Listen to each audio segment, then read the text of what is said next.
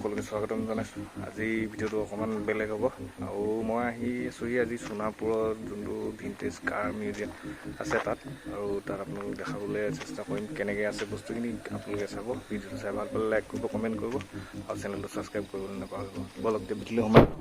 এইখন হৈছে ইয়াৰ মেইন গেটখন। গেটখনেদি সোমাই গৈ আপোনালোকে প্ৰথম দেখিবলৈ পাব এইটো অসমৰ প্ৰথম তেল ডিপু, যোনকেইটা এতিয়া বেয়া হৈ গৈছে যদিও মানে ইয়াত ৰাখি থৈছে।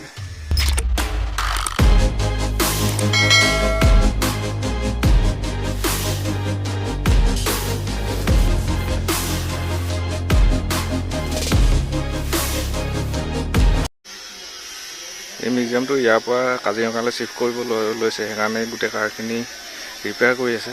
কাৰবিলাক এতিয়া নতুনকৈ ৰং কৰিব আৰু চলাব পৰাখিনি চলাই নিব, বাকীখিনি নিব ট্ৰেইলাৰত। এতিয়া দেখাওঁ আপোনালোকৰ কামবোৰ কেনেকৈ চলি আছে। বলক।